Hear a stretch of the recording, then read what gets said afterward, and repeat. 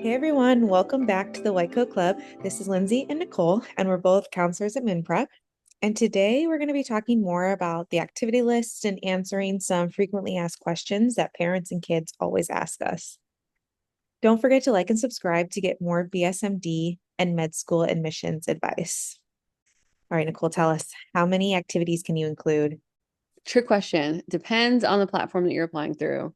So if you're using the Common App for this school specifically, you can do up to 10, and they have a character limit of 150 for your descriptions. If you're using the Coalition slash Scoir, you can only do 8, and their character limit is a little bit higher, up at 250.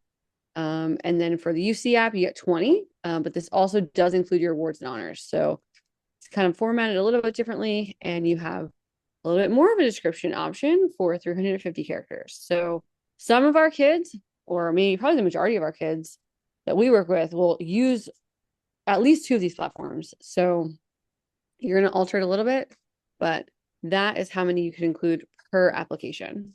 Mhm. The Common App and Coalition Score do have like a separate section for the honors and awards, so that won't count towards your 5. But I know in the Common App, especially, you cannot add any descriptions of the award. It's like I think you have maybe 50 to 100 characters for the award title, and then if it's like regional, state, national, or whatever it is, and so you don't get a lot of space for all these accomplishments, all these things that you have spent your high school years doing, and so that is why it's like really mindful to do activities that add value and not just doing a bunch of little activities kind of all over the place with no rhyme or reason.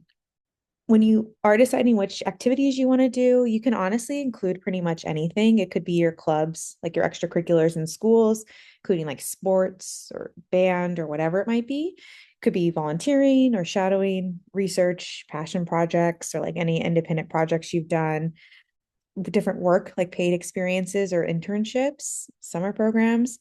And you can even do hobbies. Like I have some kids who play the piano and they play the piano for years. And so they'll do put piano down. Or I had one girl who every summer she would go down to Mexico to take care of her grandma. And so that was something that we put on her activity list because instead of doing a summer program or volunteering, she would spend 3 months out of the year taking care of her grandma or 2 months out of the year, whatever it was. And so that was a significant family obligation she had to do. So you can really go quite broad with the activities that you can put in there. Absolutely. The only thing that we don't want you to include is middle school activities. Nothing from before ninth grade should really be on there. I'm sure you did a lot of great things beforehand, but the things that you did afterwards were probably much more impactful. So definitely nothing from middle school or before. It does not matter what it was. It doesn't matter if you won a national award. Unfortunately, colleges do not care. They don't want they don't want you to be focused on that. No, I will throw in a little bit of a caveat here. Dance, piano, things like this. Now, the way that it's formatted is you're going to put the activity and then you're going to put the grades that you did it. Now, if you did this obviously younger, but you're still doing it, that's okay. And now, if you want to say, I have been training for 13 years, like in your description, we can do something like that. But we're not going to just put things you only did in those years. Is that how you kind of do it, Lindsay? That is such a good point. I'm glad you brought that up because that's exactly what I do too. You actually only have boxes you can check: 9th, 10th, 11th, 12th. You don't have a lot of options. And so maybe it's, been doing this since, 2012 or something like that. Like those types of things are totally fine to mention. Um, Yes. so yeah, That's the only time that like you can kind of do something like that. Other yes. than that, really, I don't care if you won the national spelling bee in 6th grade and you met the president, we're not putting it there. Does not belong. They will not look at that very positively. Yeah. What about the summer before 9th grade? Can those things be included, do you think? Yeah. Typically, like once you've graduated 8th grade, you're technically considered a high school student, so that's fine, in my Perfect. opinion. I agree. That was always my philosophy too. It's technically like the summer before your 9th grade. You finish eighth, you're now a ninth grader. So I have that same philosophy. So you still have like that summer you can be using. And that'll be the way that you format all of it. So even if you do an internship 11th and or 10th and 11th grade, it would be 11th grade. Mhm. Like Mhm. you check it the box 11. if it's the summer after 10. So essentially, the rule of thumb is the second that that grade ends, you're now in the next one.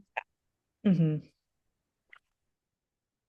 And I think a big question we always get asked is what order should we do? And this is something that is so individualized to every single student. So, as we said before, kind of take this advice with a grain of salt because it is not a one size fits all. I definitely have had so many kids do so many different things.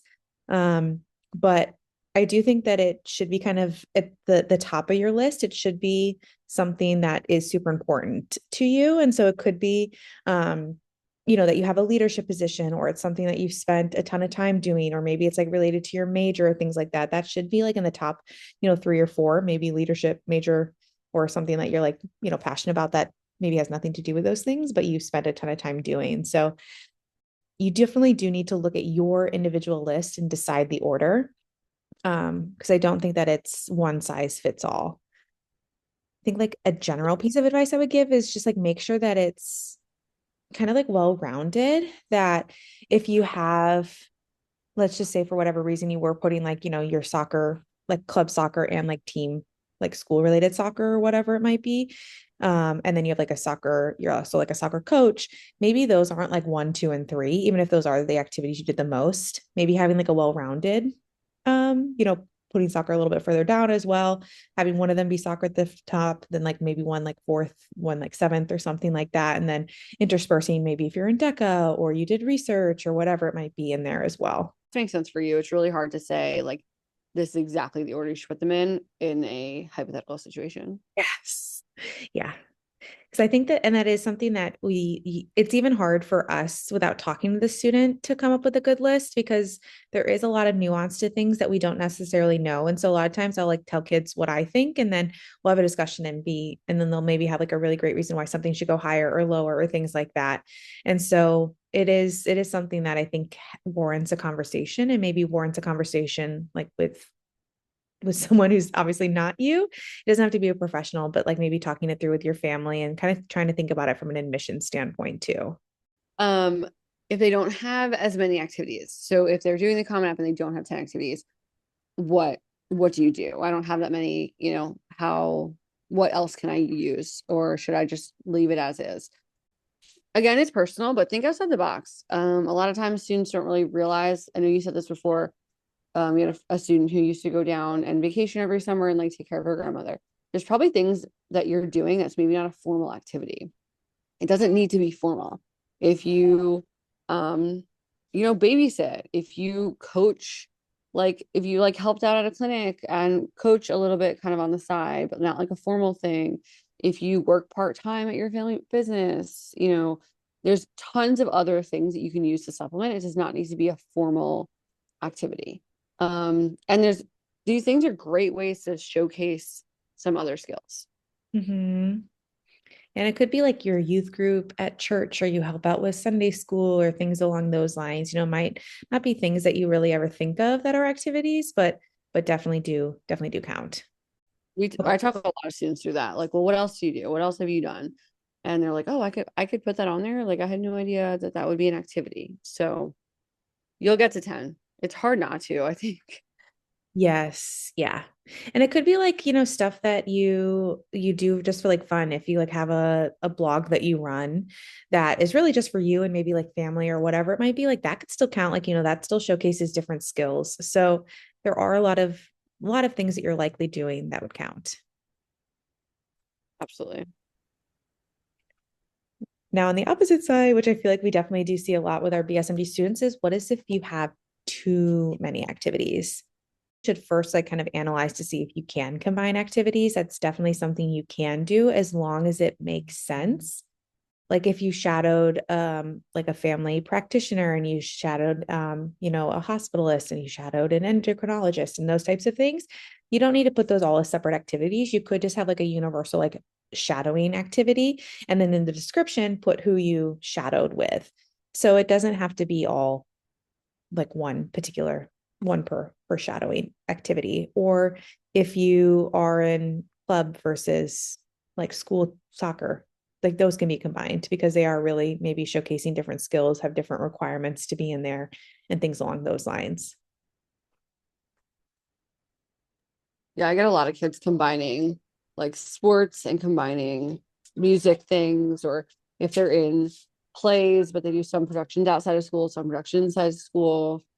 It's definitely okay to combine some of those types of things.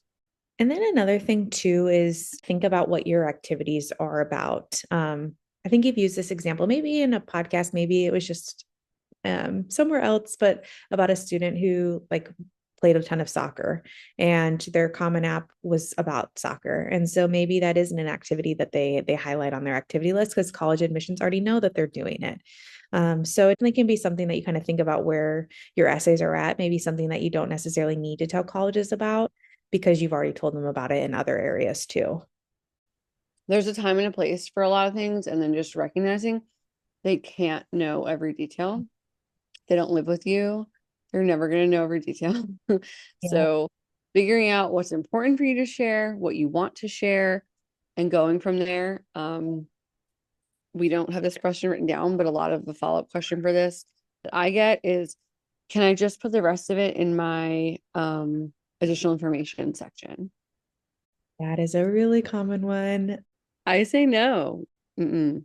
Too much. It's just too much. And do they really necessarily need to know that you did XYZ activity?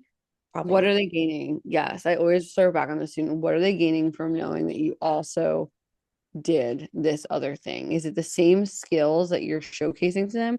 If so, it doesn't need to be here. Yeah. We can find it elsewhere. Save some things for your interviews, right? There's so many essay questions. We don't need to give them every single detail. And that can be tough too, because you're like, well, I spent so much time doing this. And it can be true, maybe that is like a hard like thing to cut. It's the same thing with writing where you have to kind of, trim out your little darlings. And so it is tough. It is something that I think does require you to to kind of look at objectively and decide, does this kind of fit with my narrative arc too that I'm going for potentially even? And is this something that makes sense to continue on with? And kind of going back to the combining too, I just thought of this. And this was like my first year at Moon Prep too. And now I would never allow this to happen. But I had one girl who really was using a ton of like acronyms to combine her activities or shorten things, I guess, really. And so like shadowing became like SDW or something like that to kind of signify she took out like all the vowels. Colleges aren't going to play like Wordle with your activity list. They are not going to try and decipher what you're going to say. And so like one question we definitely get is like, can I use acronyms? Like, can I use like shortened versions of words? Because as we talked about before, you only get 150 characters for the Common App, and that goes by super quick.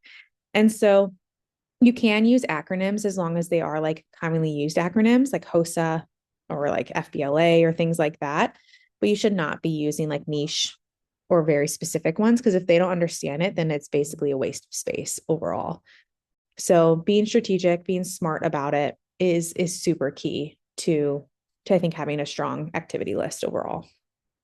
Another question is, what do you write in the descriptions? So how are I supposed to describe my activities? A lot of active verbs, action verbs referring to what you're specifically doing. You want to describe your accomplishments, skills. I always like to say put a number on things whenever you can. So if you said, I helped my team do this, you say, I led a group of 5 students in this. If you played a role in doing something, maybe you organized something, really try to look for those verbs. And then, again, if there's a way to put a number on something, always try to do that as well. Yeah, because there's a big difference between like I led a staff and I led a staff of like 20 people or something like that. Like Yeah, absolutely. and showcases like your real abilities. Yes. And to that end too, like you get like to describe the like activity kind of leadership position that you have or your position or leadership position that you had. And if you are like an editor of a newspaper in your 150 characters you get for the description, you do not need to put that you are the editor of the newspaper because we already got that from the activity name and like the position slash leadership position. So thinking about things that you've already told them and not being repetitive in the description. So you can take advantage of those very limited characters you get with them is I think a little bit smart, and something that whenever I am cutting things, I always try and think about how can I reduce something that we may have already told them. And then it can also be like short. It doesn't need to be full sentences. It doesn't need to be, it can definitely kind of be broken if you're talking about like almost bullet point writing. Yeah, I think that's a great point. And being consistent too. I really dislike whenever kids sometimes use as full sentences, and this is maybe just like the editor in me, but we'll use like full sentences in one, or and then the other one it's all like using periods or semicolons but not complete sentences and things like that. And so just I think be consistent, and if you have like in the little things too, and like I said, I'm probably like overthinking these types of things, but I always just try and make sure that everything looks the same, and previewing your activity list before you send it will really help. On the Common App you can do it really easily, but it can help you see what mistakes and what colleges are really seeing too, so that there shouldn't be any any like silly mistakes. And of course, this won't be the reason why you don't get accepted if you do make one or two silly mistakes. But if your application is like littered with them, that's a different story. So don't sweat like one or two, but you don't want to have too many at the same time. Exactly. No, I agree with you. I'm similar with like periods at the end of a sentence for the activity list. If you either have all of them have a period at the end or none of them. If Yeah. you're gonna do commas, if you're gonna do dashes, like however you want to separate this, periods, keep it all the same. I think it just looks professional and polished.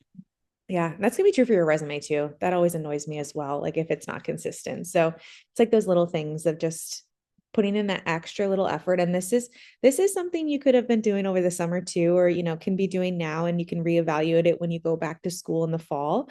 But it definitely isn't a bad thing to be consistent, to put in that little bit of extra effort, quantify, figure out how much money you raised, figure out how many articles you published on, your newspaper or whatever it might be. Those kind of things just like really showcase your abilities. And one other thing too, when you are describing your activities, if it's something you're currently doing, make sure to use present tense. If it's something that you did in 10th grade, it was a one-time event or you stopped doing it, make sure to use past tense. It's just like those little things just to help students, help the admissions officers really understand you a little bit better too, and really see that you didn't make a mistake in one area that you have stopped, or you are currently doing it, or whatever it might be. And then can I lie? Students have asked me straight up, like, can I lie on this? Like, can I say I think the first step to that is why? Like Yes. what would the lie be? And is it worth your application getting rescinded for this probably small little lie? It's just not worth it. I say no. There's never a reason to do so. Um, I think the biggest part where students might be worried about accidentally lying is when we're talking about the hours. Yeah. So, quick context, they'll ask you how many hours per week, how many weeks per year. Now, if we're thinking about activities, it's not always easy to do. If you're doing like a club or a sport, it might be easier. But if you're volunteering and some weeks it's more, some weeks it's less, you're trying to find the average, we're doing our due diligence and the best we can to find the accurate average. But if you happen to be off by a little bit, it's like I wouldn't consider that a lie. I think a lie is when you intentionally embellish, and when you're going to say something like, "Oh, I interned for 80 hours a week," when that's probably not even possible. So, Mhm. um, definitely not good to lie. And then some kids will want to say like, "Oh, I'm probably going to be president this year in the club, so can I just say that I'm president?" No. No. No. And then, oh, you can always go back. So maybe for your, ED, it's not available to say that you're president because you may not know. However, let's look to your January schools. At that point, you'll probably know whether you received that candidacy or not. And then you'll be able to change it. And then every edit you make does not go to the prior schools that you've sent it to, but it goes to the future schools that you will send it to. And then again, if your ED school interviews you and they want to know, hey, what else is going on? Or if you get put on the wait list or you get put on, they want to know if you're still interested in coming and like, what else have you gone? If you want to update your application in January, you can say, hey, I actually won the candidacy for president of XYZ club. So don't don't panic if you are like, oh, I'm gonna miss the deadline to share something great. There's always an opportunity to share it later on.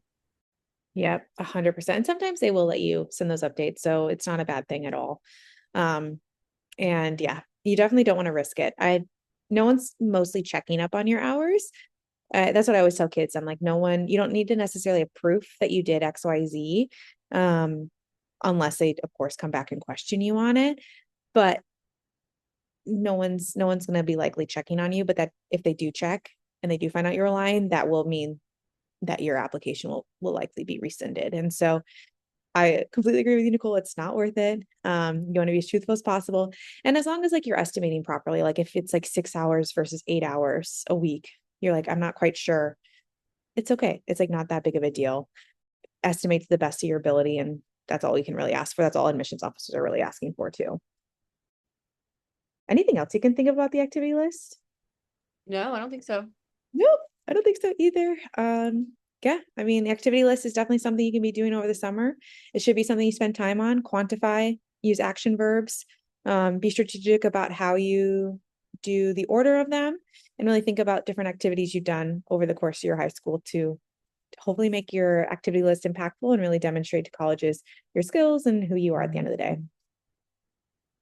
We'll be coming back in a couple weeks though with some more great BSMD and college admissions news. And if you have any questions, always reach out to us at moonprep.com. And yeah, we'll see you next time.